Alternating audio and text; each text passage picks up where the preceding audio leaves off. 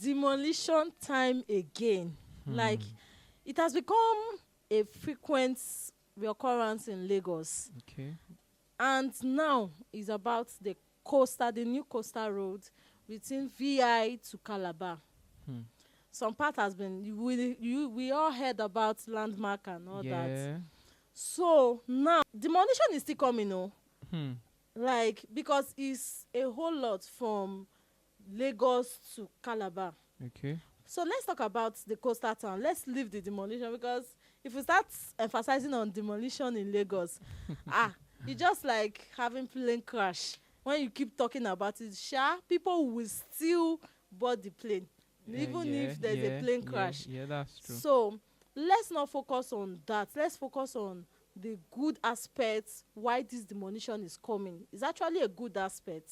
Okay. We should focus on the positives. Yeah, the positive of the coastal road. Let's talk about the coastal road Okay. and the benefits of the coastal roads to Lagos in real estate. Okay. The coastal road is actually going to bring a lot of interstate trades. Yes. Right? Yes. Now, take for example, if you're going to Calabar before, you have to first go through Lagos Ibadan Expressway, then connect to Benin Road, and you are not straightforward. Yeah, it's a whole lot. It's a whole lot of Yes, journey. yeah. Sometimes you spend the whole day on the road and all of that.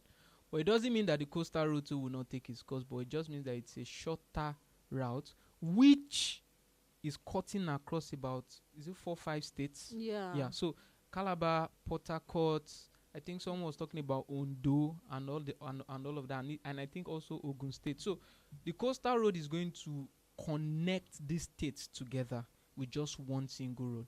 And starting from Lagos, from VI, meaning that people can do trades, people can move things, right, from Lagos down to Calabar, as it were. So it's going to open up these cities for more development. Like an advisor in real estate, which you are, a consultant, what are you advising investors? It might be the first time investor or existing investor. All right, concerning investing on these axis. Along this axis. So I think that anybody that is investing along the coastal road axis should be very careful, right? And this is where we emphasize a lot on documentation, right? But as we all know, people will still buy properties along this axis, and they are legit properties along this axis. While they are demolishing some, make no mistake, they are legit properties and legit opportunities for you to invest in lands and houses along the coastal road.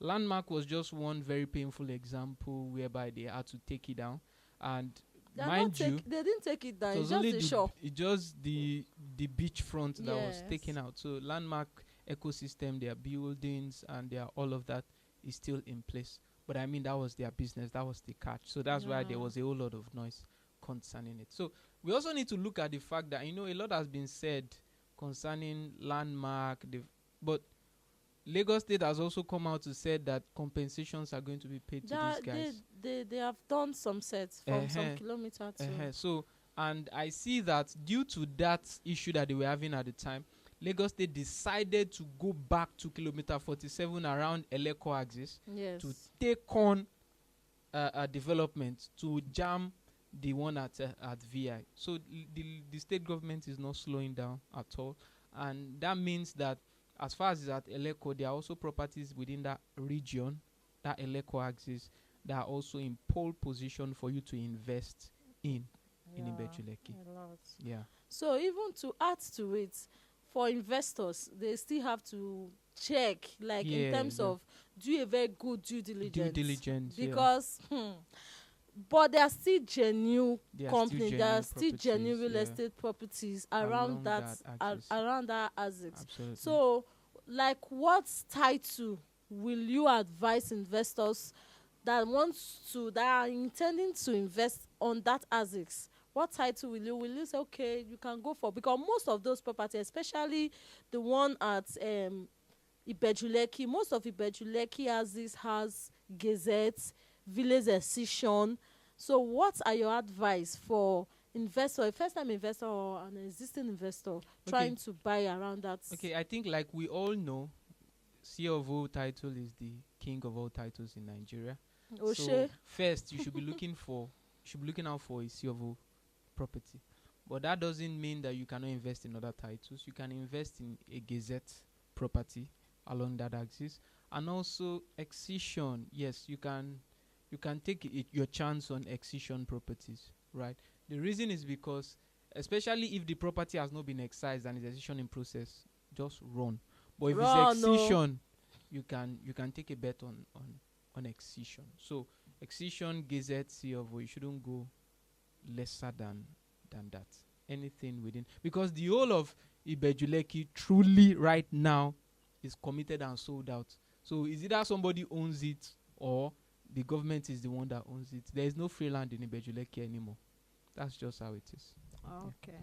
So that's actually true. Yeah. So my final question now to you, All right. concerning this matter now on demolition in Lagos right now. What do you have to say concerning it? I think that And the advice, sorry to cut you, and Yeah. the advice to because it's not becoming like a random thing. Any small thing, Demolish. internet will break. Like this one, even people that doesn't have kobo dime, like one dime to buy. If you tell them now, come, there's an opportunity for you to invest and get good returns. That will tell you they are demolishing. You get. I get. So what is the advice for you to them now? Okay, I think the Lagos state government is trying to restructure all that they've left behind in the last 20-30 years. That's the issue. If Lagos state has regulated these things in the last 20-30 years, now we'll have a saner communities. We'll have a community that is free of demolition.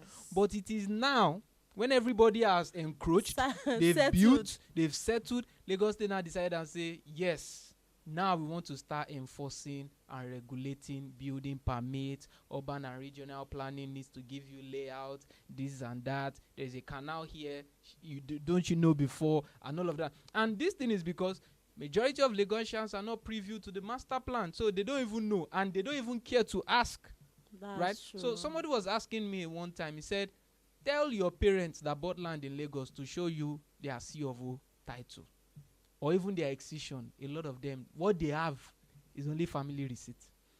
So now Lagos State is trying to put all those structures in place, and you know, when you're trying to set things like this in place, there will be casualties. So, and I think for some time we will still see demolitions, because people have done crazy things in Lagos, in the real estate building landscape in Lagos already. So I think that's the advice. But people will still invest in real estate in Lagos, because Lagos is a hugely contested city, right? I put it out on my page this morning that the population in Lagos alone, the houses in Lagos can only cater for just about 40% of the population.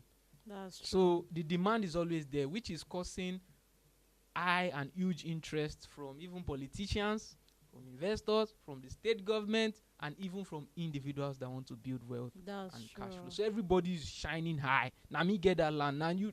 So everybody wants a piece of Lagos because of how important Lagos has grown in the last few years. So we'll now say that like Lagos is now like a national cake, or it's a national cake. Everybody trying to take wants a bite. to get. Even the Nigerian army self, they are having a bite. I understand. So for those persons that the demolition has affected their houses or their projects, or for those persons that the demolition will still happen to, because it will still happen, because if when you now this coastal road is from VI to Calabar, it will still happen. So we are saying sorry in advance and don't take it to heart. Like I was telling someone today that, just imagine, okay, you are crying over something. I know it's difficult for you to put your whole lot of money and in a day it just crashes down. But just imagine it was a natural disaster. Who will you cry to?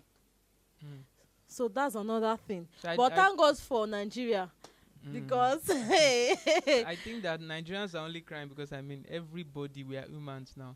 It's not easy to put money down and see that everything is gone overnight. Yes. And it is not just an investment.